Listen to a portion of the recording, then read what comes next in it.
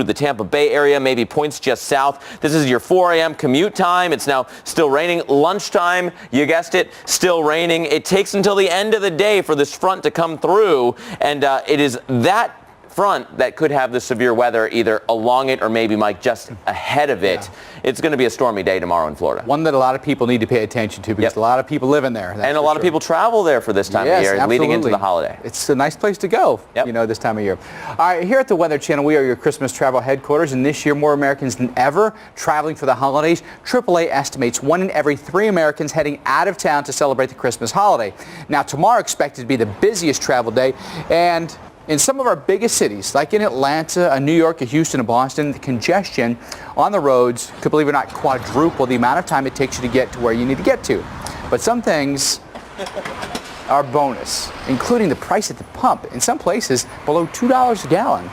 Haven't been there in a couple of years, so maybe you're saving. You're spending more time in your car, but you're saving, okay? All right, and we know that if you're getting in your car and you're going through some of this heavy rain, you're putting yourself at risk. So I want to give you some knowledge right now so you're up to date on what the risk is going to be for you as you hop out there on the roads. Sarasota, Tampa, Gainesville, Jacksonville, up toward maybe Waycross, Georgia, Jacksonville to Tallahassee on I-10.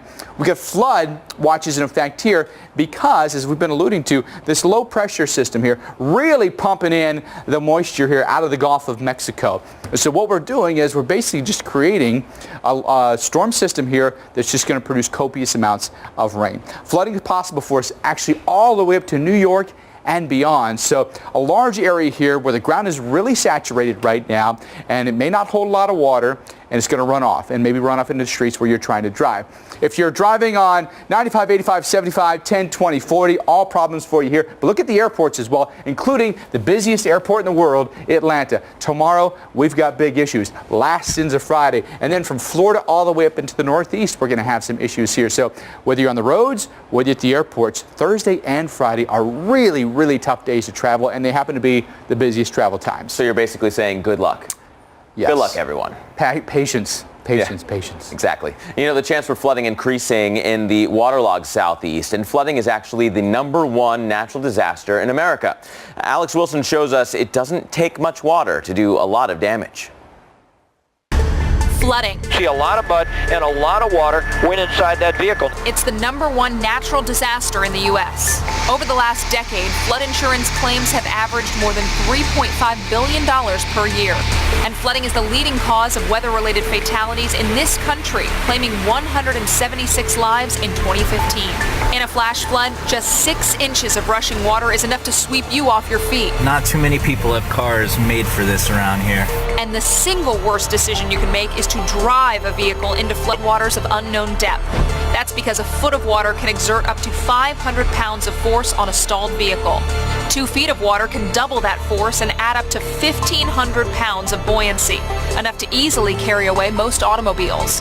In fact, 64% of flood deaths in 2015 occurred in vehicles.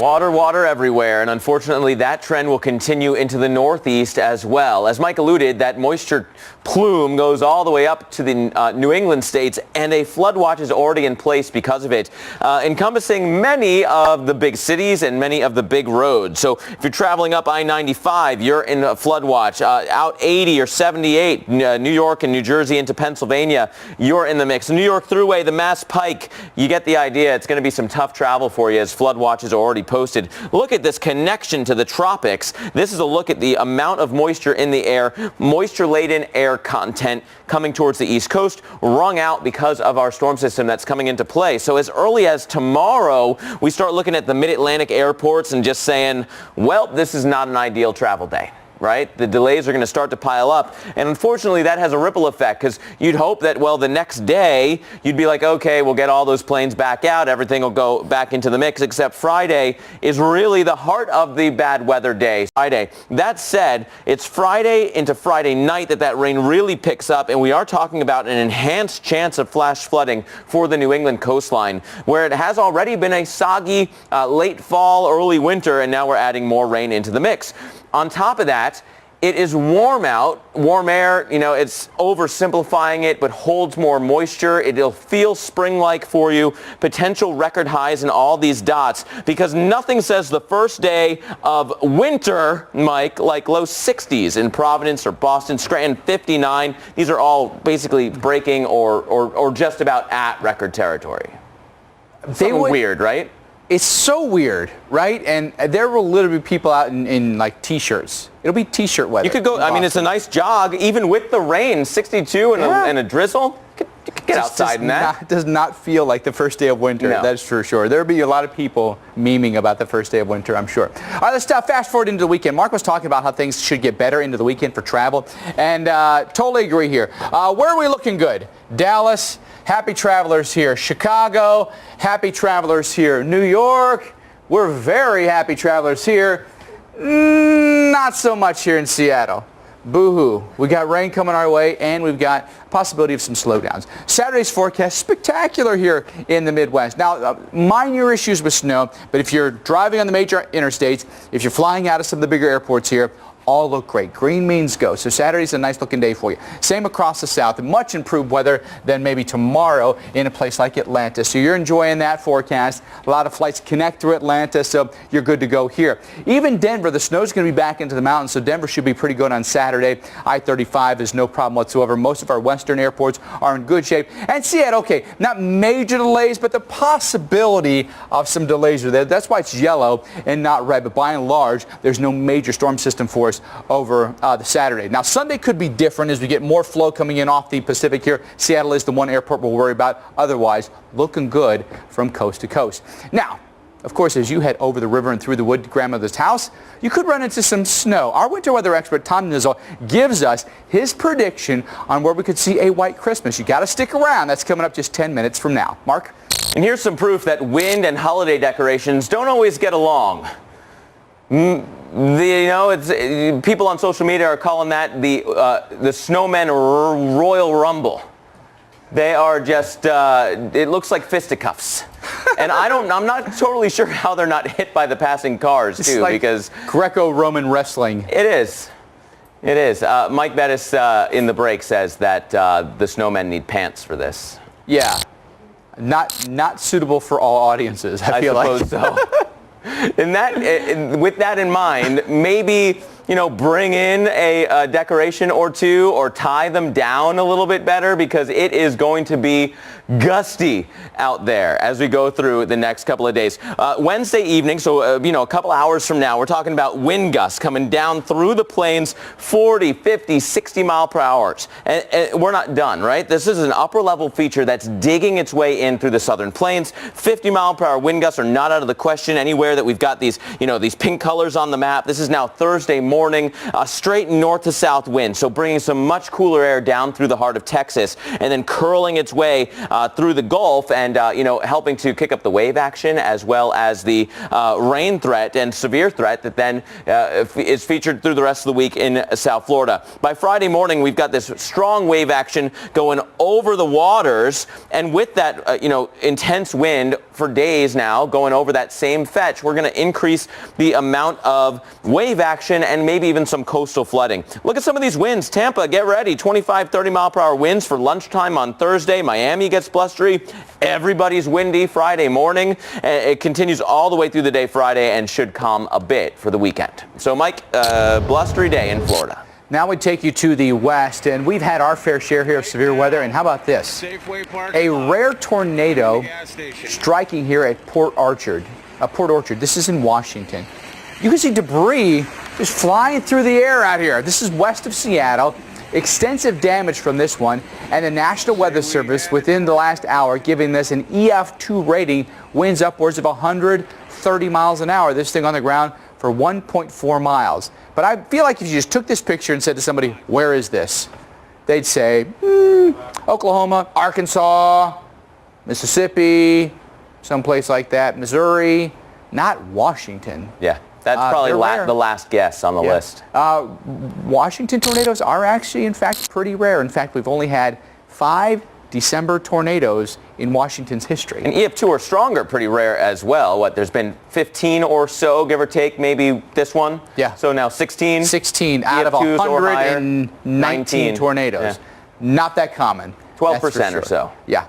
So let's talk about that stormy west for you folks, because it's been storm system after storm system. That's the next one taking aim. And then another one behind that over the Aleutian Islands will eventually slam its way in as well. Getting a little bit of a reprieve today, just light showers for us, but the rain gets a little heavier for us overnight tonight, then hammers us tomorrow morning, 7 o'clock in the morning. As you head out for the morning coffee, you've got plenty of rain that's going to extend farther south to into California this time. Snow levels come down a little bit from previous storms, but a lot of snow comes across the Cascades, then the Intermountain West, and then we'll just line up the next one that'll come in Friday into Saturday. So storm after storm after storm. I think we were at one point forecasting 5 storms over the course of 7 to 8 days to hit the Northwest. And we're right in the heart of those. Yeah. And more on the way.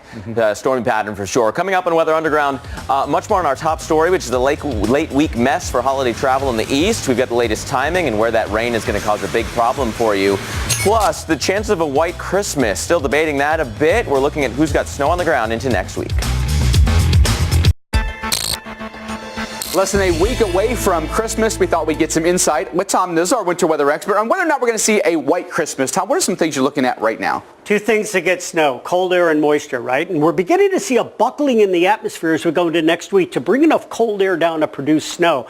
What's interesting when we look at our current snow cover, Mike, we're sitting a little over 20%. This is a huge difference from even a week ago. Yeah, if we go and we graph it day by day, during the latter part of November and into early December, it was cold enough across a lot of the U.S. to get that snow cover up well over 40%. But the last week or so, especially in the plains, there's been enough warm air to kind of erase a lot of that snow cover. A little bit of rain to go along with that as well, so we've effectively gotten rid of a ton of snow. Yeah, very serious snow eater when you get rain. Now, as we go into next week, I mentioned that cold air. So what we're going to do is we got the jet stream on here, and these are the surface high pressure systems. These are responsible for bringing cold air into the U.S. This is Christmas afternoon.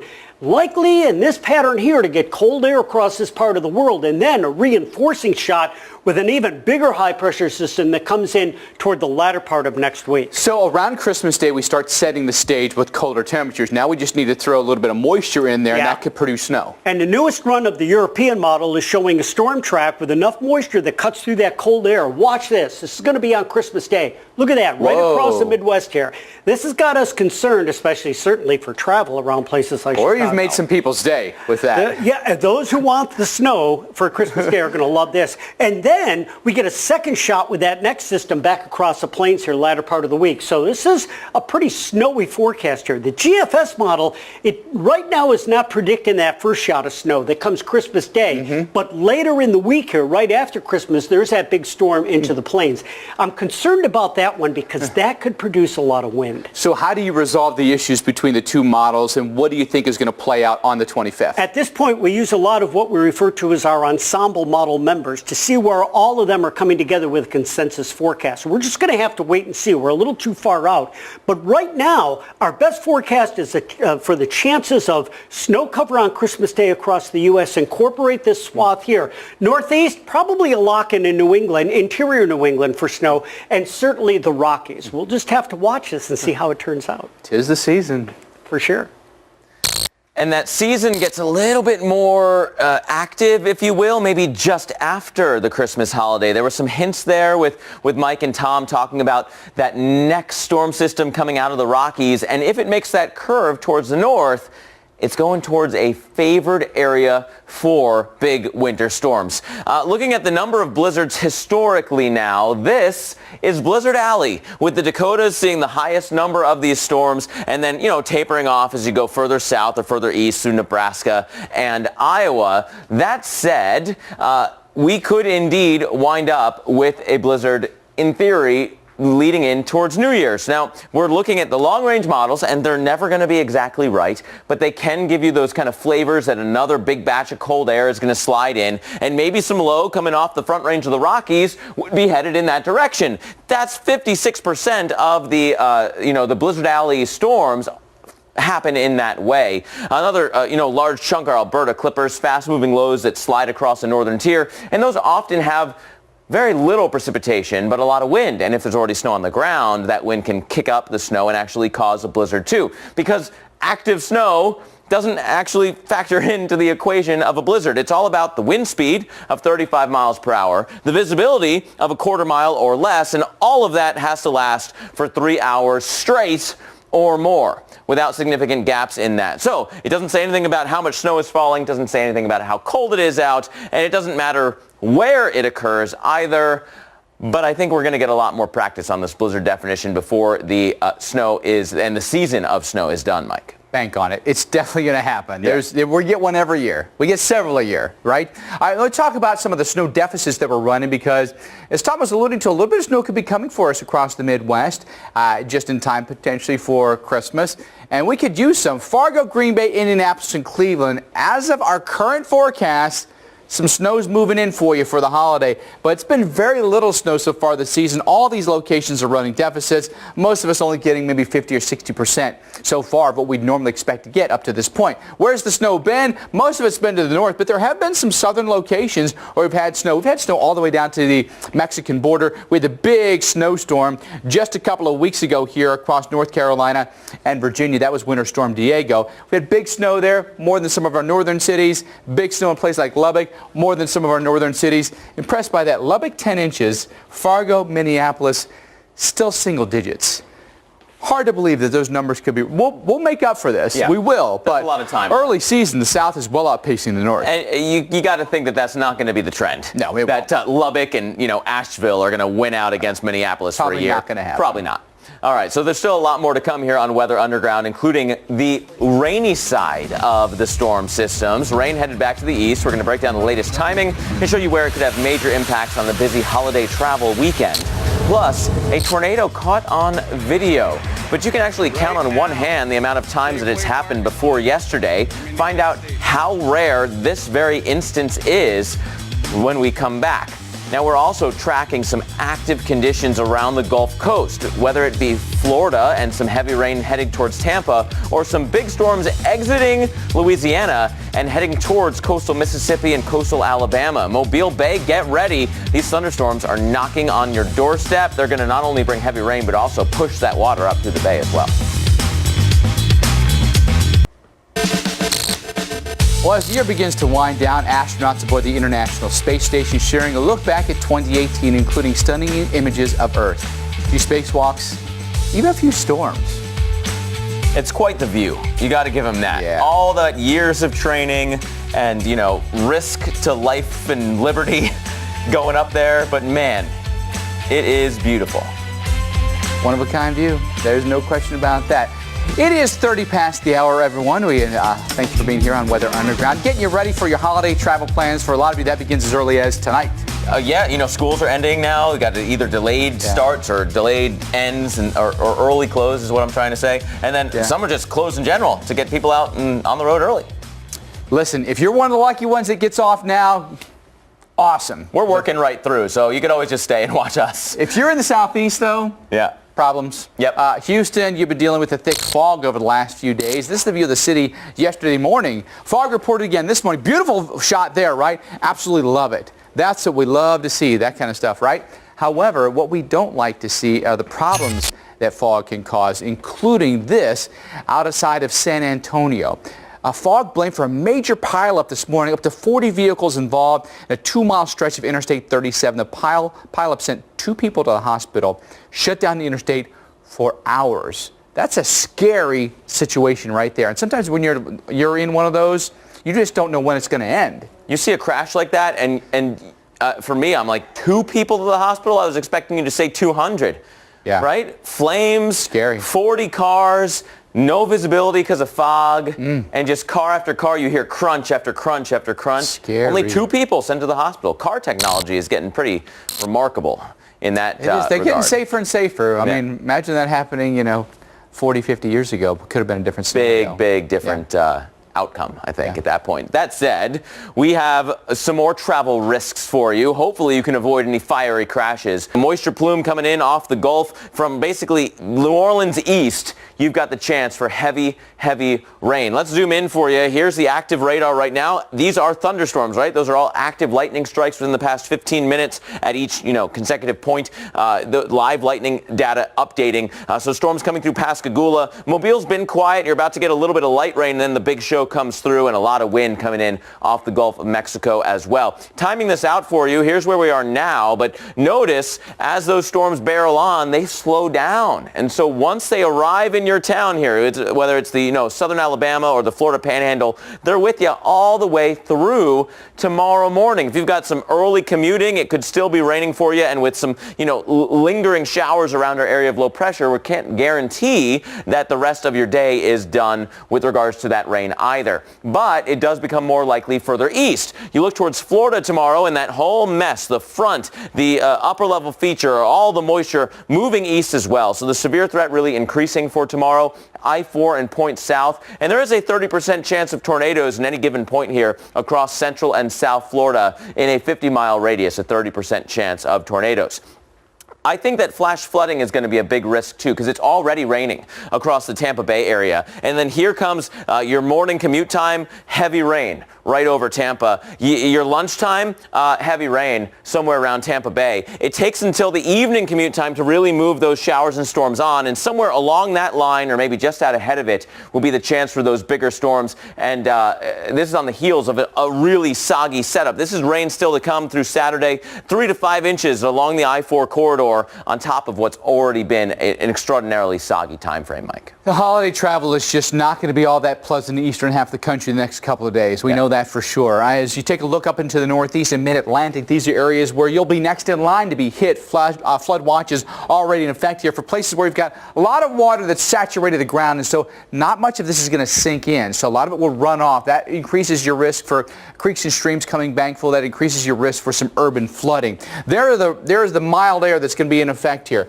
It's really going to be between the warm front and the cold front there. Temperatures could climb into the 60s, by the way, late in the week, if that gives you any indication. Low-level jet increases our gusty winds here. Pretty good onshore flow here. Could be some minor issues with coastal flooding as well. Tomorrow, for your travels, look at the issues we'll get later in the day. That'll include D.C., Baltimore, New York, Boston. Friday, full-fledged mess for us here in the Northeast. That'll include Buffalo and Pittsburgh as well. A lot of rain coming our way here. Okay, maybe it's not an ice storm or a big snowstorm, but rain is just going to be a real nuisance for you, unfortunately. I'm sure a lot of you are going to be there going, come on, it's just rain, let's do this. But rain can cause big problems. Burlington and Syracuse will have issues with a little bit of frozen precip on the backside, but it'll be exiting at that point. Probably won't be a big deal for you, but some spots, 2 to 3 with pockets of 3 to 5. So don't underestimate the rain. It's going to be a real headache for you here. So not nice, but maybe not something that you remember for the whole next year. It's not going to ruin your holiday, right? But it's just going to slow you down. But, when we come back, we're going to go through some of those events that you'll never forget, as 2018 was a record-setting weather year. Tonight, relive those tense moments during our live coverage of a Southern California wildfire, plus your memories as well. Well, 2018 has been a record-breaking year of storms, and we put you right in the middle of that action. And this week, we're looking at the year's most incredible live moments. In this one, Dave Malkoff shows us what happened when he pulled up just as a new fire was starting to blow up in Southern California. This is going to be a day when we are truly tested. Look at that fire! This is epic! We're going to stay live on the Weather Channel. Not too far from the Ventura County line. Look at that fire. Look at how that tree just goes up right behind me. I was scared. I was apprehensive. I didn't know what was going to happen. That's a dangerous spot to be in when you're on top of a ridge and the fire is coming up at you. You definitely don't want to be there in that area. The local CERT team is trying to get a fire hose on this. We got there just seconds after the CERT team had gotten there. These are people who just have a little bit of emergency training. The battalion chief rolls up. He goes, no, you guys get out of here. This this is way too much for you. And then right as he pulls up, the whole thing blows up right behind us. Trees just engulfed in flames, throwing embers and black smoke onto a ridge that was right behind us, and we see it just light up the ridge.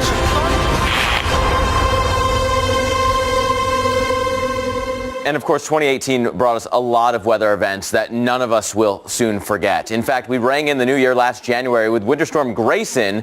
This was the storm that made bombogenesis and bomb cyclone one of those buzzwords that just was everywhere, and people were convinced it was brand new, and we made it up. But no, it was not new. But blizzard conditions for millions of people from Virginia to New England with feet of snow, and in Boston, record coastal flooding at the harbor at that time as well. Well, of course, then we fast forward to hurricane season. It was Hurricane Florence, long lived in the deep tropical Atlantic, but its legacy likely to be the epic rainfall it produced once it came ashore. Catastrophic flooding across the Carolinas as Florence slowed to a crawl over land. 3 feet of rain in Elizabethtown, North Carolina, and then residents had to deal with record river flooding that lingered for weeks after that hurricane. That included in Lumberton, North Carolina, hit with historic flooding 2 years previously with Hurricane Matthew. And again, it found itself underneath water. The Lumber River rose again to never-before-seen levels. And then the Florida Panhandle, when Hurricane Michael became the strongest storm to ever make landfall in October, came ashore as a Category 4, literally one tick mark away from a Category 5 at landfall. And as powerful as the winds were, it really was the storm surge that wiped entire communities off the map. The coastal cities right on the water, Mexico Beach in particular, but also Panama City Beach, Apalachicola, really hard hit by the surge. And surveys afterwards estimated that that water got between 9 and 13 feet above that normally dry ground. So it was really climbing. Total devastation in Mexico Beach. The cleanup and the road to rebuild this coastal community is very likely going to take years. Extremely dry conditions as we went into the fall fueled this. Dangerous wildfires, and the Camp Fire in Northern California became the deadliest and most destructive fire in California history. The entire town of Paradise caught off guard by fast-moving flames here, and thousands of people literally had just minutes to evacuate. And the fire left virtually nothing in its wake. In Butte County, 88 people were killed. Tens of thousands of other people rendered homeless in the weeks leading up to Thanksgiving. The stats just mind-blowing here. 14,000 homes scorched, 153,000 acres burned before the winds finally died down, shifted, and the rain moved in. That finally allowed firefighters to gain containment and put the fire out. But up to that point, it was terrifying for Californians. Yeah, the fire is one of those really, really scary, natural phenomenon. We know they happen, but knowing exactly when and exactly how fast they're going to go, it's a really scary setup when you live right next to a forest like that. One thing that we've seen, I feel like, in recent years is so many people have dash cams or there's a passenger recording the evacuation. Yeah. And it is flames on all sides. It's flames dead ahead. And you're just thinking to yourself, how in the world are these people going to escape literally this raging inferno? Somehow you have to just foot on the gas, don't spare the gas, and go. Yeah. I could not imagine being in that position, being that scared. So we want to know what stuck out with you. What stands out the most in weather from this year? We asked you to use the hashtag WUTV and 2018 memories, and so we want to share some of your answers right now as well. A lot of them will scroll across the bottom of your screen there, and thank you everyone for those. You can always go to our Twitter feed and check out the long thread there. But B. Holly says this: the devastation beachside Mexico Beach from Michael. Shocking. We were all shocked. Yeah, that is a great way to put that one. It was indeed shocking. Here's another one from Mantis 2019. The extremes were outrageous, so different we were just not prepared.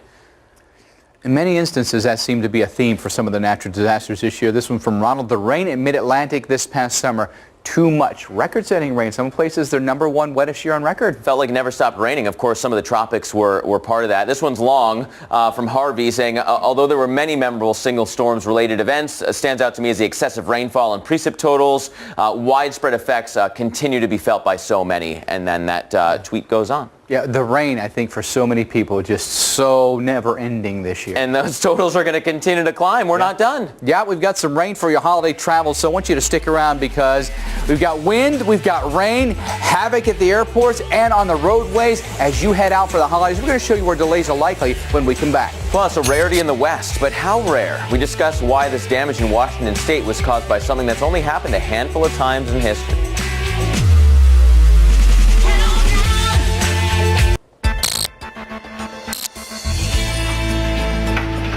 Well, the cleanup is now underway in Port Orchard, Washington. After this, a rare tornado came down. Social media full of pictures, right? People posting pictures and video of yesterday's tornado just outside Seattle in a neighborhood, like literally right through people's homes. Just amazing. This is the view behind the shopping center here. It went right behind a Walmart plaza, and the debris just falling from the sky. It's pretty remarkable. You see the folks that kind of trying to hustle, you know, away here. Yeah. You'd be thinking, what in the world is going on? This is Washington. We don't really get tornadoes. Until you do. And then you have that. And it was a pretty remarkable one at that. The Weather Service was out there today doing a damage survey. EF2 is the preliminary rating, winds 130 miles an hour. This thing on the ground for 1.4 miles. And at one point, the debris signature about a half a mile wide on the radar. So this thing did some really significant damage. And we're looking at some of that damage from the air now. As you can see, roofs just, you know, obliterated. Lots of tree damage, right? Big, tall trees that just did not stand up to those kinds of winds. But also a great example that you want to be in the lowest level of your building with an interior room because those walls did fine. Yeah, it was amazing to see the whole top floor of that home was gone. How about this?